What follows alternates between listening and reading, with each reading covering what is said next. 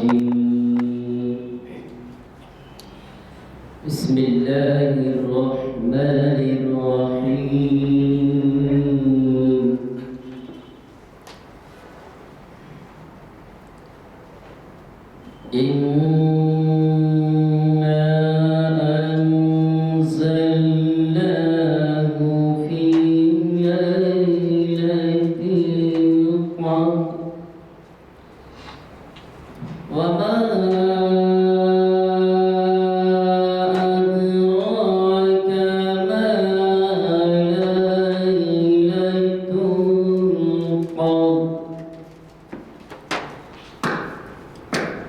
ليلة القدر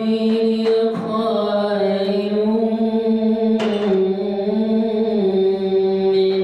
ألف شهر تنزل الملائكة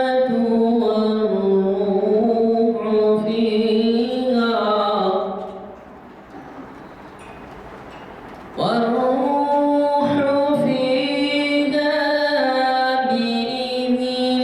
ربهم من كل أمر سلام هي حتى مطلع الفجر صدق الله العظيم. اعوذ باللہ من الشیطان الرجیم بسم اللہ الرحمن الرحیم. یا ایھا الذین آمنوا لا تتبعوا خطوات الشیطان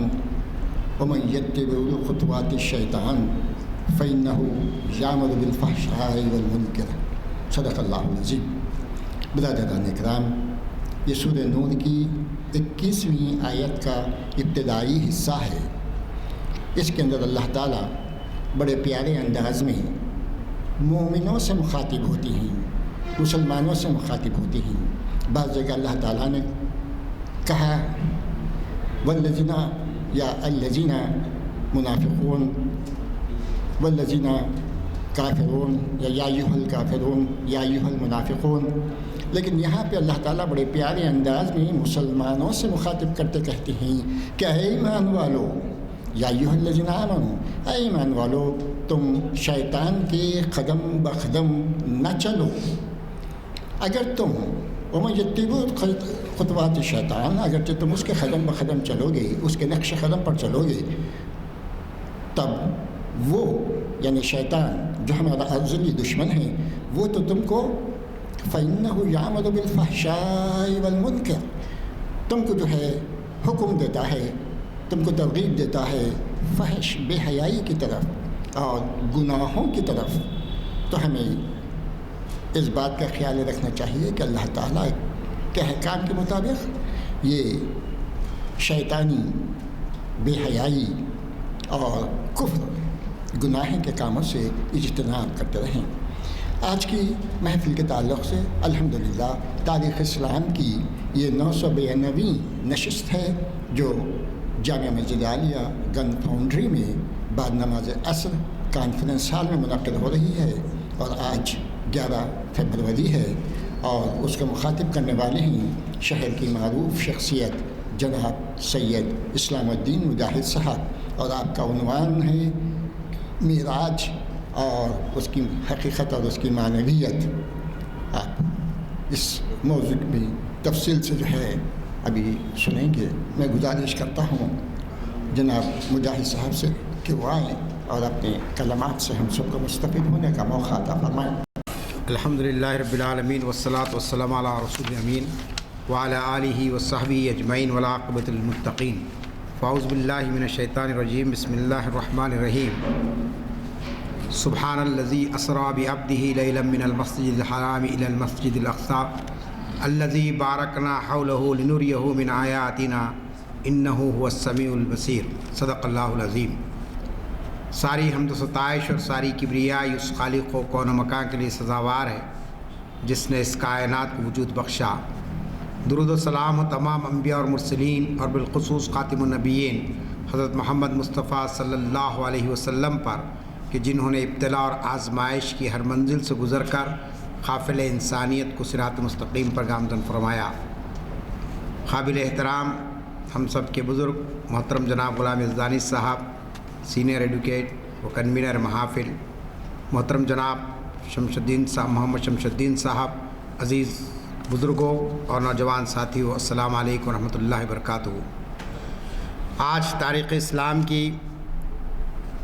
992ویں نشست منعقد ہونے جا رہی ہے اور اسلامی تاریخ کا جو مہینہ اس وقت چل رہا ہے وہ رجب المبارک کا مہینہ ہے، اور اس مہینے کی ہجری تاریخ میں بڑی اہمیت ہے، اس لیے کہ اللہ تعالیٰ نے اپنے آخری رسول نبی کریم صلی اللہ علیہ وسلم کو اسی مہینے کی 26 تاریخ کو سفر معراج کا موقع عنایت فرمایا۔ امت مسلمہ کے بہت سے افراد شب معراج کے موقع پر معراج کے واقعات، اس کے رموز اور اثرات سے واقف ہوتے ہیں۔ میں نے مناسب سمجھا کہ معراج کے آنے سے ایک ہفتہ پہلے ہی ہم تاریخ اسلام کی اس نشست میں معراج کے واقعے کی اہمیت اور اس کی معنویت پر کچھ غور و فکر کریں۔ یہ وہ واقعہ ہے کہ جس نے انسانی تاریخ پر بہت بڑا گہرا اثر ڈالا ہے، اور کن حالات میں معراج کا یہ سفر طے ہوا، اس کے تعلق سے سیرت کی کتابوں میں بھی تفصیلات موجود ہیں۔ اور یہ سفر بدنی سفر تھا، یہ حالت خواب میں نہیں ہوا، بلکہ اللہ تعالیٰ نے اپنے آخری رسول صلی اللہ علیہ وسلم کو باضابطہ رات کے ایک حصے میں اپنے پاس طلب کیا اور جنت و دوزخ کا مشاہدہ کروایا۔ سابقہ انبیاء کرام سے آپ کی ملاقات ہوئی اور اسی طریقے سے پھر آپ کو قرب الہی بھی حاصل ہوا۔ تو یہ تین چیزیں معراج کے اس واقعے سے بڑی اہمیت رکھتی ہے۔ لیکن سب سے پہلے ہم کو یہ دیکھنا چاہیے کہ یہ معراج کا واقعہ کن حالات میں ہوا۔ ہم سب جانتے ہیں کہ نبی اکرم صلی اللہ علیہ وسلم مکے میں پیدا ہوئے، اور اس کے بعد جب آپ نے نبوت کا اعلان فرمایا، 40 سال کی عمر پر اللہ تعالیٰ نے آپ کو نبوت کے منصب پر فائز فرمایا، اور جب آپ لوگوں کے سامنے اس دعوت کو پیش کرنے لگے کہ کہو اللہ ایک ہے، اس کے سوائے کوئی معبود نہیں ہے، تو یہی مکہ کے لوگ جہاں آپ کی پیدائش ہوئی، جہاں آپ بلے اور بڑے ہوئے، اور جہاں آپ کو صادق اور امین کا خطاب دیا گیا تھا، ایسے ہی لوگ آپ کی مخالفت پر اتر آئے اور مختلف قسم کی آپ کو اذیتیں دینے لگے۔ چنانچہ مکی دور کا 13 سالہ دور نبی اکرم صلی اللہ علیہ وسلم پر بڑی آزمائشوں کا دور رہا ہے۔ اس کے اندر کفار مکہ اور مشرکین مکہ نے ظلم اور بربریت کی انتہا کر دی تھی۔ ان واقعات کے بعد ہی دراصل معراج کا سفر طے ہوتا ہے۔ اسی لیے بہت ہی مشہور مورخ مولانا نعیم صدیقی صاحب کی کتاب ہے، آپ پڑھیے، محسن انسانیت صلی اللہ علیہ وسلم، بہت ہی مشہور و معروف یہ کتاب ہے۔ انہوں نے ایک مقام پر لکھا کہ معراج کا واقعہ جو ہوا وہ دراصل یہ ہے کہ زمانہ بنگاہ ظاہر نظام حق کے داعی کو جتنا گرا سکتا تھا گرا چکا تھا، اور اس کا لازمی نتیجہ یہی تھا کہ اس کا مرتبہ بارگاہ الہی میں انتہائی حد تک بلند ہو جائے۔ اسی لیے سفر معراج کے ذریعے اللہ تعالیٰ نے اپنے رسول کو ان ساری حقیقتوں کا مشاہدہ کرایا جس کو آپ دیکھے بغیر دنیا والوں کے سامنے پیش کر رہے تھے۔ تو یہ دراصل واقع معراج ہے۔ ہم دیکھتے ہیں کہ نبی کریم صلی اللہ علیہ وسلم کی نبوت کا 10واں سال تھا یہ، اور ایسے حالات جب کہ مکے میں بہت زیادہ مخالفت ہو رہی تھی، تو آپ صلی اللہ علیہ وسلم نے مکے سے قریب ایک وادی طائف کا سفر آپ نے کیا، لیکن طائف میں جب آپ پہنچے تو وہاں بھی لوگوں نے آپ کے ساتھ بہت ہی غلط انداز سے پیش آیا۔ مورخین لکھتے ہیں کہ طائف والوں نے آپ پر پتھروں کی اتنی بارش کی کہ آپ کا پورا جسم لہو لہان ہو گیا تھا، اور ایسے وقت ایک فرشتہ آتا اور کہتا ہے کہ اللہ کے رسول آپ حکم دیجئے کہ ہم ان 2 پہاڑوں کو ملا دیں گے تاکہ یہ قوم نیست و نابود ہو جائے۔ لیکن اللہ کے رسول صلی اللہ علیہ وسلم پوری انسانیت کے لیے محسن بنا کر بھیجے گئے تھے، آپ کسی پر ظلم اور بربریت کرنا نہیں چاہتے تھے، لہٰذا آپ نے کہا کہ نہیں، میں اس قوم کے حق میں دعا کرتا ہوں کہ اللہ ان کی آنے والی نسلوں کو اسلام کے آستانے پر جھکا۔ تو طائف کا سفر اور ہجرت کا مرحلہ، ان دونوں کے درمیان میں آپ دیکھتے ہیں کہ معراج کا سفر طے ہوتا ہے۔ پھر اسی طریقے سے آپ یہ بھی دیکھیں گے کہ یعنی طائف کے سفر سے پہلے کفار مکہ نے آپ پر ظلم کی انتہا یہ کر دی تھی کہ آپ کو گھاٹی میں لے جا کر قید کر کے رکھ دیا گیا تھا، جس کو ہم طائف یعنی شیب ابی طالب کی گھاٹی کہتے ہیں، ایک ایسی جیل کہ جہاں پر کوئی چیز کھانے پینے کی نہ ملتی ہو، اور اس جگہ پر آپ کو اور آپ کے صحابہ کرام کو لے آ کر قید کر کے رکھ دیا گیا۔ 1-2 مہینے نہیں بلکہ مسلسل 3 سال تک یہ قید کا سلسلہ چلا ہے۔ اور سیرت نگار لکھتے ہیں کہ اس کے اندر مرد بھی تھے، خواتین بھی تھیں، بچے بھی تھے، ضعیف لوگ بھی تھے، بہرحال وہ سب لوگوں کو قید کر کے رکھ دیا گیا تھا جو یہ کہتے تھے کہ اللہ ایک ہے، اس کے سوا کوئی معبود نہیں ہے، اور محمد صلی اللہ علیہ وسلم اس کے آخری رسول ہیں۔ چنانچہ 3 سال کی قید تنہائی کے بعد کچھ شریف لوگ جو مکے میں تھے انہوں نے کہا کہ یہ تو بہت بڑا ان کے ساتھ ظلم ہو رہا ہے، اور یہ ہمارے اپنے لوگ ہیں، اور اگر یہ دعوت دے رہے ہیں اس پہ اختلاف کیا جا سکتا ہے، لیکن ان کو اس طریقے سے قید کر کے رکھنا مناسب نہیں ہے، کیونکہ مکے والوں پر مختلف طریقوں کی آفتیں آ رہی تھی، مختلف قسم کی پریشانیوں کا شکار ہوئے تھے، اور ان میں کے بعض صحیح لوگوں نے کہا کہ یہ ساری جو مصیبتیں آ رہی ہے دراصل ہم نے محمد ابن عبداللہ کے بیٹے کے ساتھ جو ظلم کیا ہے وہ اس کا نتیجہ ہے، لہٰذا فیصلہ ہوا کہ ان کو چھوڑ دیا جائے وہاں سے۔ چنانچہ 3 سال تک قید میں رہنا، آپ اندازہ کر سکتے ہیں کہ کوئی چیز وہاں پر کھانے کی نہیں تھی، وہاں پر پینے کی نہیں تھی، ایسے حالات سے اللہ کے رسول کو گزارا گیا۔ پھر اس کے بعد جب آپ قید سے نکل کر آئے شیب ابی طالب سے، تو کچھ عرصہ نہیں گزرا کہ آپ کے وہ چچا جو آپ کا ہمیشہ ساتھ دیتے تھے، ہر مرحلے میں آپ کی جو ہے نا یعنی آپ کا خیال رکھتے تھے، حضرت ابو طالب، آپ کا انتقال ہو گیا۔ اور حضرت ابو طالب کے تعلق سے ہم سب جانتے ہیں کہ آپ کی اخلاقی تائید جو نبی کریم صلی اللہ علیہ وسلم کو حاصل تھی، اس کے نتیجے میں مکے کے بڑے بڑے سردار کبھی آپ کے سامنے آ کر آپ کی مخالفت نہیں کرتے تھے۔ چنانچہ بہت مشہور واقعہ ہے کہ ایک مرتبہ سارے مکے کے بڑے بڑے سردار حضرت ابو طالب کے پاس گئے اور کہا کہ آپ اپنے بھتیجے کو سمجھائیے، یہ ہمارے خداؤں کا انکار کرتے ہیں، یہ جو ہے نا ہمارے ہم جو پرستش کرتے ہیں، ہم جو عبادت کرتے ہیں، اس کو وہ غلط قرار دیتے ہیں، لہٰذا آپ ان کو سمجھائیے کہ وہ ہمارے خداؤں کی مخالفت کرنا چھوڑ دیں۔ چنانچہ حضرت ابو طالب نے نبی کریم صلی اللہ علیہ وسلم کو اپنے پاس بلایا اور کہا کہ اے بھتیجے، میرے پاس یہ بڑے بڑے سردار آئے تھے اور انہوں نے کہا تھا کہ اگر تم اس دعوت کو نہیں چھوڑو گے تو لازمی چیز ہے کہ بہت تمہاری مخالفت یہاں پر ہوگی، اور وہ تم سے یہ کہہ رہے ہیں کہ تم ان کے خداؤں کی مخالفت کرنا چھوڑ دو۔ تو اس وقت اللہ کے رسول نے تاریخی جملہ کہا، وہ سیرت کی کتابوں میں موجود ہے، آپ نے کہا کہ اے چچا جان، یہ لوگ میرے ایک ہاتھ میں سورج اور دوسرے ہاتھ میں چاند بھی رکھ دیں گے تو میں اس دعوت سے پھرنے والا نہیں ہوں، اس دعوت کو میں پہنچاتا رہوں گا تاکہ میں دنیا سے گزر جاؤں یا پھر یہ دعوت کا کام مکمل ہو جائے۔ جب یہ بات حضرت ابو طالب نے سنی تو پھر ابو طالب نے کہا کہ جاؤ بھتیجے، تم آزادی کے ساتھ کام کرو، کوئی تمہاری مخالفت نہیں کرے گا، کوئی تمہارے راستے میں روڑے نہیں اٹکائے گا۔ تو آپ جانتے ہیں کہ یہ جو اخلاقی جو تائید آپ کو ملی، اس کے بعد آپ پورے زور و شور کے ساتھ مکے کے اندر دعوت کا کام کرتے رہے۔ تو ایسے چچا کا دنیا سے گزر جانا آپ کے لیے بہت زیادہ رنج کا باعث بنا، اور آپ سوچنے لگے کہ ایک ظاہری جو سہارا تھا اور جن کا ایک دبدبا تھا سماج پر، معاشرے پر، ایسی آواز ختم ہو گئی ہے، اب کون میرا ساتھ دے گا۔ پھر کچھ دن نہیں گزرے تھے کہ ہم دیکھتے ہیں کہ آپ کی عزیز ترین زوجہ محترمہ، جنہوں نے اسلام کے ابتدائی دور سے لے کر آخر وقت تک آپ کا ساتھ دیا تھا، وہ بھی دنیا سے رخصت ہو گئی، حضرت خدیجہ الکبریٰ رضی اللہ تعالیٰ عنہ۔ آپ جانتے ہیں کہ سب سے پہلے آپ اسلام لائی تھی اور سب سے پہلے آپ نے آپ کا ساتھ دیا تھا۔ تاریخ میں آپ پڑھتے ہیں کہ حضرت خدیجہ الکبریٰ کی کتنی بڑی قربانیاں ہیں کہ وہ پہلے تو تجارت کرتی تھی، اللہ کے رسول آپ سے مال لیتے تھے اور تجارت کرتے تھے اور اس کا منافع حاصل کرتے تھے، اور اس کے بعد پھر رشتہ ہوا، پھر آپ زوجہ محترمہ بنی، اور اس کے بعد جتنی دولت آپ کے پاس تھی وہ ساری دولت آپ نے اسلام کے لیے لٹا دی۔ تو اتنی عظیم خاتون کا دنیا سے چلے جانا، ایک ایسی خاتون جو ہمیشہ آپ کے ساتھ سائے کی طرح رہتی تھی۔ غار حرا میں جب پہلی وحی آئی، آپ جانتے ہیں حضرت جبرائیل علیہ الصلوۃ والتسلیم جب پہلی وحی لے کر آئے اللہ کے رسول کے پاس، اور وہ 5 آیتیں جو سورہ علق کی آیتیں ہیں، اقرأ باسم ربک الذی خلق، خلق الانسان من علق، اقرأ وربک الاکرم الذی علم بالقلم، علم الانسان ما لم یعلم، یہ 5 آیتیں تھیں جو پہلی وحی تھی جو حضرت جبرائیل علیہ الصلوۃ والتسلیم اللہ تعالیٰ کے پاس لے کر اللہ کے رسول کے پاس آئے۔ جب یہ پہلی وہی نازل ہوئی تو آپ جانتے ہیں کہ اللہ کے رسول بہت پریشان ہو گئے کہ یہ کیا ماجرا ہے کہ میں کیسے یہ دنیا کو بتاؤں کہ اللہ ایک ہے، اس کے سوا کو معبود نہیں ہے، وہی عبادت کے لائق ہے، اسی کی ہم کو پرستش کرنی ہے۔ چنانچہ یہی غور و فکر کرتے ہوئے گھبرائے ہوئے پریشان حال گھر جب تشریف لائے، اور اس کے بعد جب سارا ماجرا آپ نے اپنی زوج محترمہ حضرت خدیجہ کے سامنے بیان فرمایا تو آپ جانتے ہیں کہ آپ نے کہا کہ آپ حق پر ہیں، آپ مظلوموں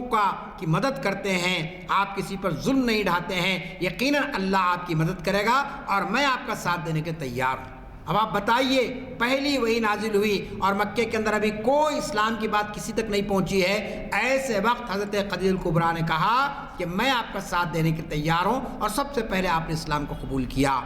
اور پھر جیسا کہ میں نے کہا کہ نہ صرف اسلام قبول کیا بلکہ جہاں جہاں پر آزمائش آئی، مصیبتیں آئی، آپ وہاں پر چٹان بن کر کھڑی رہ گئی، اور اپنا سارا مال آپ نے جو ہے نا اسلام کی تبلیغ کے لیے، اسلام کی اشاعت کے لیے وقف کر دیا۔ تو یہ دو سہارے جو آپ کے تھے بہت ہی مضبوط سہارے تھے۔ آپ جانتے ہیں کہ دنیا کے اندر انسان جب پریشان ہو جاتا ہے، حوصلہ ہار دیتا ہے، مصیبتیں گھیر لیتی اس کو، تو ایسے وقت کچھ لوگ ہوتے ہیں جو اس کو سہارا دیتے ہیں، جو اس کو جو ہے نا سکون کا اس کا باعث بنتے ہیں، چاہے وہ اولاد کی شکل میں ہو، چاہے وہ بیوی کی شکل میں ہو، چاہے وہ دوستوں کی شکل میں ہو۔ بہرحال انسان کو کچھ نہ کچھ سہاروں کی ضرورت پڑتی ہے ایسے وقت میں۔ چنانچہ نبی کریم صلی اللہ علیہ وسلم کے لیے اللہ کی ذات تو ایک مضبوط سہارا تھی، کیونکہ اللہ تعالیٰ نے آپ کو جس پیغام کو دے کر بھیجا تھا اس کی حفاظت کا اللہ نے ذمہ لیا تھا، آپ کی جان کی حفاظت کا ذمہ لیا تھا، آپ کی دعوت کی حفاظت کا ذمہ لیا تھا۔ لیکن اس کے ساتھ ساتھ دنیا کے سہارے بھی ضروری ہوتے ہیں، جب تک کہ دنیا کے کچھ لوگ آپ کے ساتھ نہ آئیں گے وہ کام نہیں ہو سکتا تھا۔ چنانچہ اللہ کے رسول کے جو مضبوط سہارے تھے حضرت ابو طالب رضی اللہ تعالیٰ عنہ اور حضرت آپ کے خدیجہ رضی اللہ تعالیٰ عنہ، ان دونوں کا انتقال جب ہو گیا تو اللہ کے رسول نے فرمایا کہ میرے لیے یہ سال غم کا سال ہے، عام الحزن۔ مورخین نے اس کو لکھا ہے کہ یہ غم کا سال۔ آپ جانتے کہ رسول غم کا اظہار نہیں کرتے ہیں، مصیبتیں آئی اللہ کے رسول پر، آزمائشیں آئی، لیکن کبھی آپ نے یہ نہیں کہا کہ مجھ پر بہت بڑا کوئی غم کا سایہ پڑ گیا ہے۔ لیکن یہ دو شخصیتوں کے جانے کے بعد آپ نے کہا کہ یہ سال میرے لیے خوشی کا نہیں رہا بلکہ یہ غم کا سال رہا۔ پھر اسی دوران جیسا کہ میں نے کہا طائف کا سفر ہوا، اور اس طائف کے سفر کے دوران پھر کس طریقے سے اہل طائف نے جو آپ کے ساتھ غلط قسم کا سلوک کیا، غیر انسانی سلوک کیا، اس کی وجہ سے آپ بڑے جو ہے نا یعنی رنجیدہ ہو گئے تھے۔ ایسے وقت یہ معراج کا واقعہ ہوتا ہے۔ تو معراج دراصل اس بات کا اعلان ہے کہ اہل حق جب آزمائشوں پر پورے اترتے ہیں اور جب اللہ کی رضا کے لیے ہر قسم کی کوشش کے لیے تیار ہو جاتے ہیں تو پھر اس کے بعد آپ جانتے ہیں کہ یہ مرحلہ طے ہوتا ہے۔ چنانچہ ایک مورخ لکھتے ہیں کہ معراج کی حقیقت یہی ہے کہ اہل حق جب آزمائشوں کی کربناک منزلوں کو طے کرنے میں کامیاب ہو جاتے ہیں تو مشیت یزدی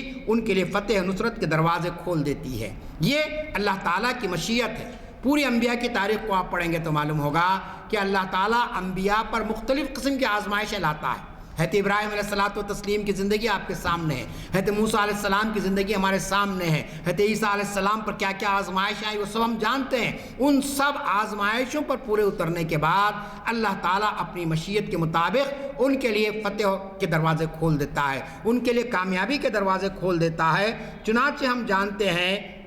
کہ نبی کریم صلی اللہ علیہ وسلم کو جو معراج کا یہ مقام ملا، آپ کو یہ مقام بلند جس کو آپ کہتے ہیں، یہ چپ آسانی کے ساتھ نہیں مل گیا۔ ایسا نہیں ہوا کہ نبوت کا آپ اعلان کرے اور اس کے فوری بعد آپ کو اللہ تعالیٰ نے طلب کر لیا اور جنت و دوزخ کا مشاہدہ کرا دیا، انبیاء سے ملاقات کرائی، نہیں، بلکہ 10 سال گزر گئے۔ نبوت کے 10ویں سال میں معراج کا واقعہ ہوتا ہے۔ تو آپ جانتے ہیں کہ یہ 10 سال جو تھے غار حرا کی پہلی جو میں نے آپ کے سامنے تلاوت کی کہ وہ پہلی 5 آیات تھی، اور اللہ نے اعلان کر دیا تھا کہ اے نبی اب نکلو، اب تمہارا کام حجرے میں بیٹھنا نہیں ہے، گوشہ نشینی کی زندگی بسر کرنا نہیں ہے، بلکہ اس دعوت کو جو تم تک پہنچائی گئی ہے اس دعوت کو تم لوگوں تک پہنچاؤ۔ چنانچہ آپ جانتے ہیں کہ ان 10 سالوں کے دوران آپ اس دعوت کو ایک ایک مقام پر ہر جگہ پر آپ پہنچاتے رہے، اور تاریخ اس بات کی گواہی دیتی ہے کہ جب آپ نے اس کام کا آغاز کیا تو مکے کے بہت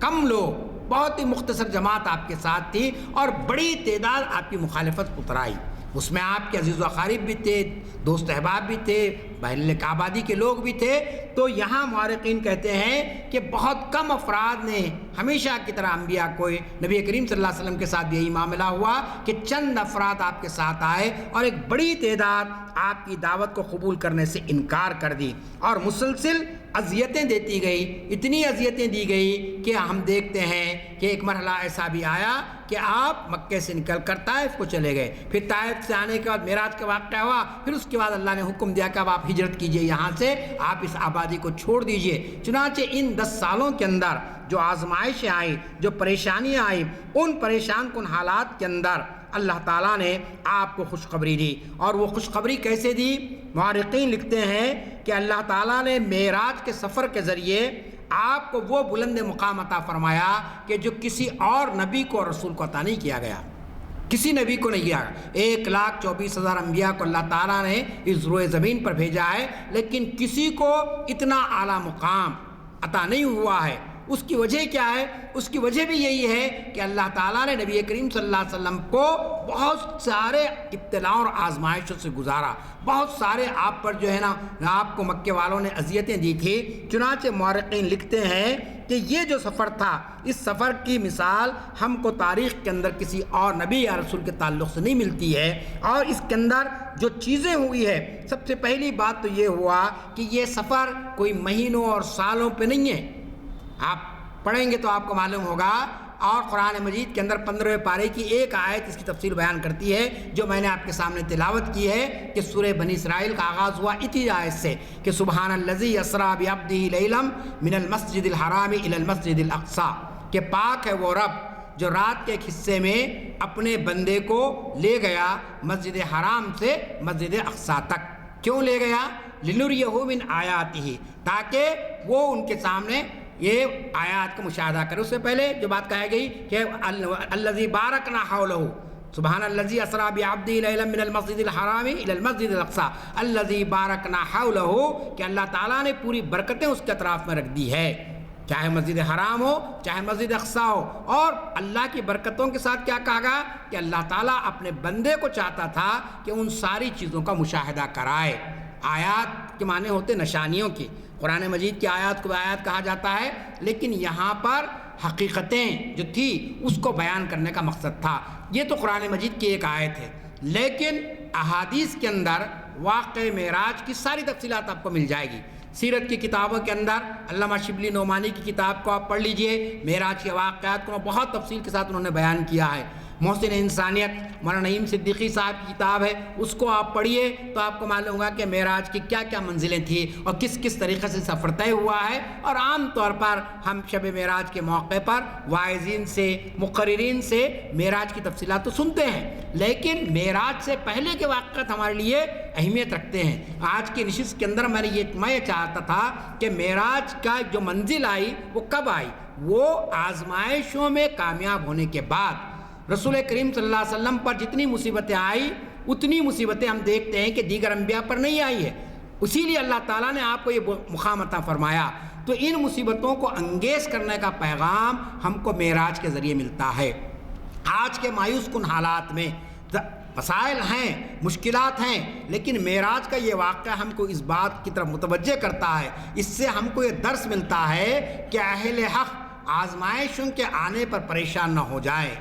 یہ نہ سوچے کہ اللہ تعالیٰ ہم پر ہی کیوں جو ہے نا یہ اس قسم کی جو ہے نا ہم کو مسائل میں ڈال رہا ہے، اس قسم کی مصیبتیں ہم پر کیوں آ رہی ہے۔ جو لوگ بھی حق کے لیے کام کرتے ہیں، اللہ کے دین کے لیے کام کرتے ہیں، اللہ تعالیٰ یقیناً ان کو آزمائشوں سے گزارتا ہے۔ تو یہ پہلا نقطہ معراج کا ہم کو یہ معلوم ہوتا ہے کہ جب کوئی چیز ہمارے سامنے حق کے طور پر ظاہر ہو گئی ہے تو اس حق کو دوسروں تک پہنچانا ہے، اور اس کے اندر کوئی مسائل آتے ہیں تو اس کو انگیز کرنا ہے۔ اس کے اندر ہم دیکھتے ہیں کہ سب سے پہلے جو معراج کی جو بشارت دی گئی اور اس بے مثال سفر کا جو آغاز ہوا، اب آپ اندازہ کیجئے کہ بظاہر کل تک لوگ یہ کہتے تھے، لیکن آج ٹیکنالوجی نے ثابت کر دیا کہ ایک آواز آپ یہاں سے بیٹھ کر امریکہ سے بات کر سکتے ہیں، آپ کے بچوں سے بات کر سکتے ہیں، آپ دنیا کے کسی کونے میں رہنے والے شخص سے ٹیلی فون کے ذریعے نہ صرف بات کر سکتے ہیں بلکہ چہرہ دیکھ سکتے ہیں، ویڈیو کانفرنسنگ آ چکی ہے، دوسرے ذرائع آ چکے ہیں۔ تو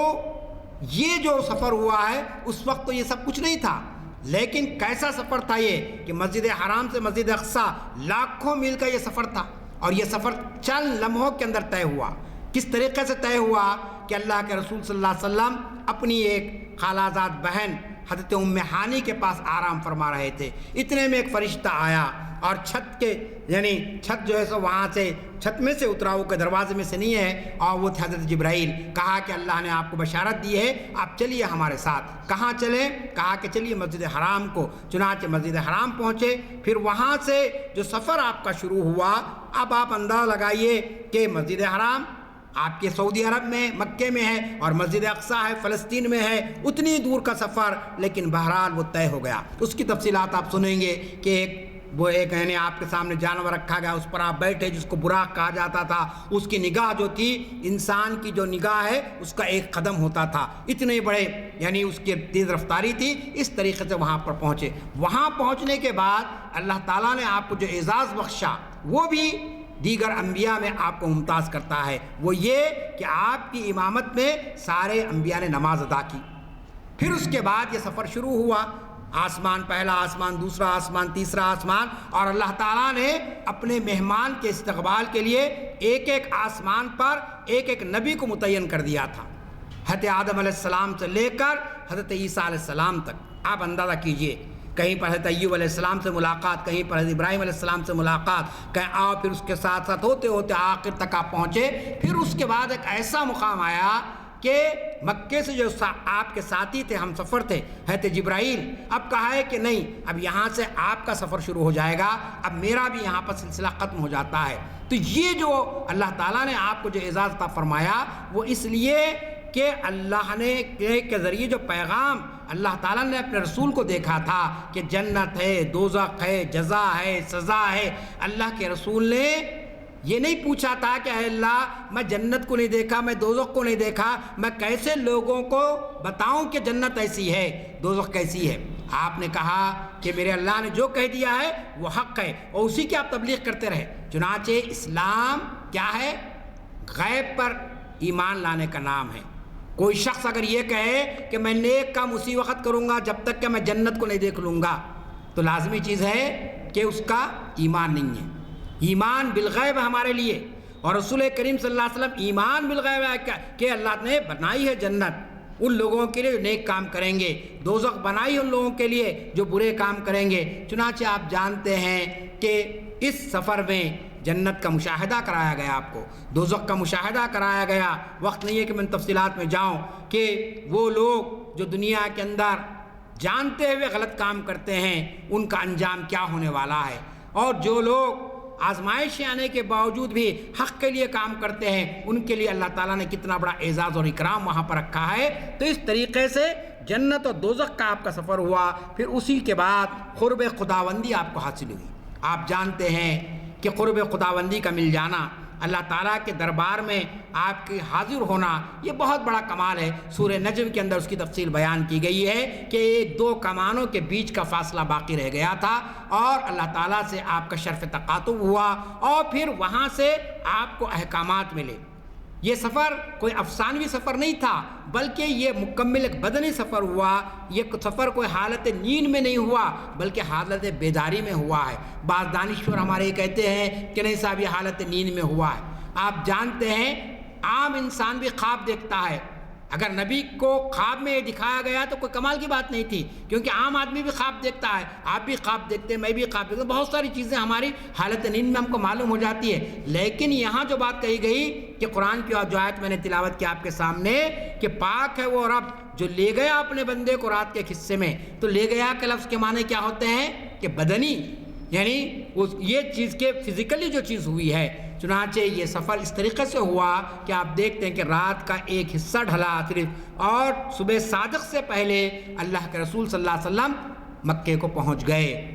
اتنا لاکھوں میل کا یہ سفر زمین کا، پھر آسمانوں کی سیر، پھر جنت و دوزخ کا مشاہدہ وغیرہ وغیرہ۔ اب یہاں پر یہ ہے کہ اللہ تعالیٰ نے اس سفر کے ذریعے اپنے نبی کو تو اعلیٰ ترین مقام عطا فرمایا، لیکن امت کو کیا پیغام ملا اس کے ذریعے؟ آپ جانتے ہیں کہ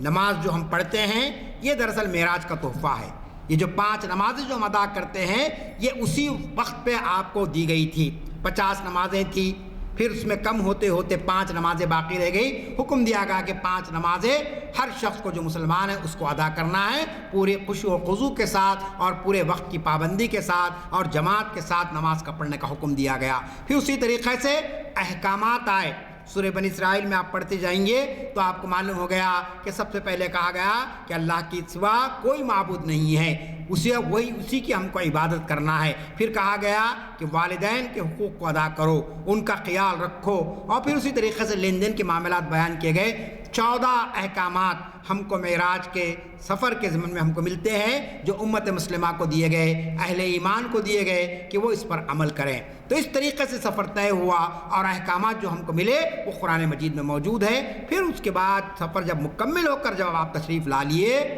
تو اللہ کے رسول کا معمول تھا کہ نماز فجر کے بعد آپ مسجد حرام میں بیٹھتے اور صحابہ کرام سے گفتگو کرتے. جب سارے صحابہ کرام وہاں پر جمع ہو گئے اللہ کے رسول نے کہا کہ لوگوں، میں ایک ایسی بات تمہارے سامنے کہنے جا رہا ہوں کہ ہو سکتا ہے کہ تم اس کو قبول کرنے میں کچھ جو ہے نا شش و پنج کریں گے، لیکن یہ واقعہ ہے. اس کے بعد آپ نے پورا واقعہ بیان فرما دیا کہ ایسا ہوا. رات کے حصے میں اللہ تعالیٰ کے یعنی فرشتے آئے میرے پاس اور مجھے لے گئے اور یہ ساری چیزیں ہوئی ہے. تو آپ جانتے ہیں مکے کے جو کفار و مشرکین تھے ان کو بھی جب اطلاع ملی تو انہوں نے مذاق کرنا شروع کر دیا. کہا کہ ہم کہتے تھے کہ محمد عبداللہ کو کوئی جنون ہو گیا ہے، یہ جو ہے نا کوئی ایسی باتیں کہہ رہے ہیں جس کا حقیقت سے کوئی تعلق نہیں ہے. چنانچہ ابو جہل نے، ابو لہب نے اور دیگر لوگوں نے مذاق اڑانا شروع کر دیا. یہ کیسے ممکن ہے کہ ایک رات میں اتنا بڑا سفر ہو جائے؟ اور جب بات حضرت ابو بکر صدیق تک پہنچی، ابو جہل نے کہا کہ ابو بکر اب تو کم از کم سمجھ جاؤ کہ یہ کیا کہہ رہے ہیں. تو اس وقت آپ دیکھیے حضرت ابو بکر رضی اللہ تعالیٰ کا جملہ کیا تھا. انہوں نے کہا کہ میرے رسول اگر یہ کہہ رہے ہیں کہ رات میں یہ چیز ہوئی ہے اور جنت و دوزخ بتائی گئی، اللہ کا قرب آپ کو حاصل ہوا، تو میں اس پر ایمان لاتا ہوں، اس میں کوئی مجھے شک و شبے کی گنجائش نہیں ہے. چنانچہ حضرت ابو بکر کو جو خطاب ملا صدیق کا وہ اسی معراج کے واقعے کی صداقت کی بنیاد پر. اللہ کے رسول نے فرمایا کہ اے ابو بکر آج سے تم صدیق ہیں، یعنی سچ بولنے والے ہیں، سچ کا ساتھ دینے والے ہیں. یہ باتیں ہمارے بچوں کو بتانے کی ضرورت ہے کہ حضرت ابو بکر تو آپ کا نام تھا، صدیق آپ کا خطاب ہے، تو آخر صدیق ملا کب؟ یہ بات بچوں کو معلوم ہونی چاہیے. ہم اس بات کی کوشش کریں کہ ان موقع پر اسکولوں میں، کالجوں میں کم از کم ایک اسلامک کوئز رکھیں معراج کے حوالے سے کہ بھئی معراج کون سی تاریخ کو ہوئی، کون سے مہینے میں ہوئی، معراج سے پہلے کے واقعات کیا تھے، کیوں اللہ تعالیٰ نے آپ کو معراج کے سفر بلایا، پھر معراج میں آپ نے کیا دیکھا، جنت میں کن لوگوں کو دیکھا، دوزخ میں کن لوگوں کو دیکھا. اگر ہمارے بچے کم از کم محافل میں نہیں آتے ہیں تو کم از کم ہم محلے کے اپنے مسلم مینجمنٹ کے اسکولز کو اس جانب متوجہ کریں کہ وہ اسلامی تاریخ کا کم از کم ایک کوئز رکھے مہینے میں ایک، کیونکہ ہر ہجری مہینے کی ایک تاریخ ہے اور اس تاریخ کے حوالے سے کم از کم کے سامنے بات آتی ہے. جیسا رجب کا یہ مہینہ ہے، پھر شعبان کا مہینہ آپ جانتے ہیں کہ بہت اس کے اندر اللہ تعالیٰ نے برکتیں رکھی ہے، بہت ساری اس کی جو ہے نا اہمیت بیان کی گئی. پھر اس کے بعد تو نزول قرآن کا مہینہ ہے، رمضان کا مبارک مہینہ ہے کہ جو سارے مہینوں پر جس کو اللہ تعالیٰ نے فضیلت عطا کی ہے. تو یہ باتیں ہمارے بچوں کے ذہنوں میں آنے کی ضرورت ہے کہ معراج کیا ہے. ایک چیز کہ ایسی نہیں ہے کہ بس ایک واقعہ ہو گیا ہے، ایسا نہیں ہے. معراج کو منانے کے لیے کوئی جلسہ ہونا، کوئی خطاب ہونا، لائٹنگ لگانا یہ ضروری نہیں ہے. معراج کی معنویت کیا ہے، اس کا ریلیونس کیا ہے آج کے دور میں، اور معراج سے ہم کو کیا سبق ملتا ہے، کیا میسیج ملتا ہے، وہ بات لوگوں تک پہنچانے کی ضرورت نہیں ہے. نہیں صاحب معراج آگے، شب معراج میٹھا کھانا کھا لیا اچھے طریقے سے، کچھ نئے کپڑے پہن لیے. اب ایک رواج ہمارے پاس چل رہا ہے کہ شب برات بھی آگئی تو لوگ نئے کپڑے پہن لے رہے. شب قدر ٹھیک ہے چلیے پہن لیجئے، نئے کپڑے پہنیے، اچھا کھانا کھائیے، اللہ کی نعمتیں ہیں یہ، اس سے کوئی انکار نہیں کر سکتا ہے. لیکن اس کی روح کو بھی سمجھنے کی کوشش کیجئے. اگر آپ اس کی روح کو نہیں سمجھ کے یہ کام کریں گے تو کوئی حاصل ہونے والی چیز نہیں ہے. تو میرا کہنے کا مقصد یہی ہے کہ معراج کا جو واقعہ ہے یہ اسلامی تاریخ کا ایک بہت ہی درخشاں باب ہے. اور اس باب کا سب سے اہم بات یہ ہے جو ایک مورخ نے لکھا ہے کہ واقع معراج کی معنویت یہ ہے کہ اس سے دنیا کو یہ پیغام ہمیشہ ملتا رہے گا کہ حالات چاہے کتنے ہی خوفناک ہو، امت پر کتنی ہی آزمائشیں آئے، ایک دن حق کو غلبہ عطا ہوگا اور باطل نیست و نابود ہوگا. یہ معراج کے واقعے کا پیغام ہے. کہ یہ بات ہم دنیا کے سامنے رکھیں کہ آپ کچھ بھی کر لیجئے، کتنے لوگوں کو آپ مار لیجئے، لے آ کے آپ بحر میں ڈبا دیجئے، لیکن اسلام ختم ہونے والا نہیں ہے، مسلمان ختم ہونے والے نہیں ہیں۔ یہ پیغام ہم کو معراج سے ملتا ہے۔ کیوں؟ اس لیے کہ میں نے بتا دیا کہ اللہ کے رسول کیسی آزمائشیں ہیں، کیسے 3 سال قید میں بند کر کے رکھ دیا گیا، ادھر طائف میں گئے تو پورا جسم آپ کا لہو لہان ہو گیا، اس کے بعد معراج ہوئی، اور اس کے بعد اللہ نے کہا کہ اب نہیں، اب ہم آپ کو نہیں آزمائیں گے، اب ہم آپ کو مصیبت میں نہیں ڈالیں گے، اب ان لوگوں کو نیست و نابود کر دیں گے جو آپ کے خلاف میں تھے۔ کہا کہ نکلیے اب یہاں سے، نکلے آپ کہاں؟ یثرب کہلاتا تھا وہ علاقہ جو بعد میں مدینہ رسول بنا۔ مدینہ شریف جو ہے اس کا نام یثرب تھا، نبی کے آنے سے پہلے وہاں پر کہا کہ آپ یثرب چلے جائیے۔ آپ یثرب پہنچے، شہر کا نام بدلا، وہ مدینہ رسول بنا، امن کا گہوارہ بنا، سلامتی کا گہوارہ بنا، اور آپ دیکھتے ہیں کہ 10 سال کے مختصر کے اندر اللہ کے رسول نے پورے افراد کی بھی تربیت کر دی، معاشرے کی بھی تربیت کر دی، اور ایک اسٹیٹ کو آپ نے قائم فرما دیا۔ تو اسلام کا غلبہ ہے۔ اسی لیے اقبال نے کہا کہ ستیزہ کار رہا ازل سے تا امروز، شرار بولہبی سے کوئی شعر ہے وہ، تو اس کے اندر انہوں نے یہ کہا کہ ابو جہل کے یہ شرارے جلتے رہیں گے، لیکن چراغ مصطفی ہمیشہ جلتا رہے گا، وہ کبھی بجھے گا نہیں ہے۔ یہی پیغام ہم کو معراج کے ذریعے سے ملتا ہے۔ شب معراج آئندہ ہفتے کو ہے، آپ سنیے واعظ ان کے بیانات کو اور حقیقت کو جاننے کی کوشش کیجئے، اور کتابوں کو پڑھیے کہ سیرت کی بڑی بڑی کتابیں اردو میں موجود ہے، انگریزی میں موجود ہے، تیلگو میں موجود ہے۔ جب تک کہ ہماری نوجوان نسل کو ہم اسلامی تاریخ سے واقف نہیں کرائیں گے اور ان واقعات سے واقف نہیں کرائیں گے، لازمی چیز ہے کہ ہم جو ہے نا کوئی جو ہے نا امت کو صحیح مقام پر نہیں لے آ سکتے ہیں۔ اللہ تعالیٰ سے دعا ہے کہ اللہ تعالیٰ مسجد عالیہ میں کی جانے والی ان کوششوں کو شرف قبولیت عطا فرمائے، یہاں آنے والوں کے جملہ مسائل کو حل فرمائے، اور خاص طور پر ہمارے بزرگ ہمارے محترم جناب غلام زانی صاحب اس پیرانہ سالی کے اندر بھی ان محافل میں پابندی کے ساتھ آتے ہیں۔ اللہ تعالیٰ ان کا سایہ تادیر ہم پر قائم رکھے، ان کو صحت کاملہ عاجلہ عطا فرمائے، اور اسی طریقے سے ان کی نگرانی میں، ان کی سرپرستی میں یہ کام یہاں پر ہوتا رہے۔ وآخر دعوانا ان الحمد للہ رب العالمین۔ ہمیشہ کی طرح جو گزارش ہے وہ یہی ہے کہ ہمارے محافل میں نوجوانوں کی کمی ہے، اور آپ کوشش کریں کہ زیادہ سے زیادہ نوجوان ہمارے ان محافل میں حصہ لیں۔ یہ اعلامیہ پتہ نہیں آپ کے ہاتھوں میں ہے یا نہیں ہے، یہ اعلامیہ ہے، تو یہ اعلامیہ نہ ملے ہیں تو لیتے جائیے۔ یہ 13 فروری کو پیر کے دن یہ نشیب و فراز کے عنوان سے ڈاکٹر اقبال احمد انجینئر، جو آپ کے ایک جانے مانے اسپیکر ہیں، شریعت انفارمیشن سروس کی 887ویں نشست کو مخاطب کریں گے اسی جگہ کانفرنس ہال میں۔ اور پھر اقبال کا تصور انقلاب بڑا ہی اہم عنوان ہے۔ چہارشنبے کے دن 15 فروری کو پروفیسر مجید بیدار، جن سے آپ بخوبی واقف ہیں، اور مجید بیدار ایک بین الاقوامی شخصیت ہیں، اور بیرون ممالک سے انہیں بلایا جاتا ہے، دعوت دی جاتی ہے۔ اقبال شناسی کی 1109ویں نشست کو مخاطب کریں گے۔ مجھے قوی توقع ہے، جیسے پہلے میں نے کہا ہے،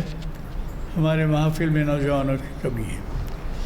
اور جب تک آپ اس پہ توجہ نہیں کریں گے، میں نے اس سے پہلے بھی گزارش کی تھی کہ بھائی ایک کو ساتھ لائیے خالی، اس کو نہ صرف یہ کہ ہمارے لیکچرز کے مواد سے واقفیت ہو، بلکہ ہمارے اٹھنے بیٹھنے، تہذیب، تمدن اور ہمارے اجتماعات کی روح، یہ تمام چیزوں کو سمجھنے کے لیے ان کو موقع ملے گا۔ صرف ایک کو ساتھ لیتے آئیے، دیکھیے کہ اس کا کتنا ثواب، آپ کو بڑا ثواب ملے گا۔ میں مزید کچھ کہے بغیر دعا کی گزارش کرتا ہوں۔ کر دیے دعا ہمیں نا، دعا ہو گئی ہے، دعا ہو چکی ہے، محفل برخاست۔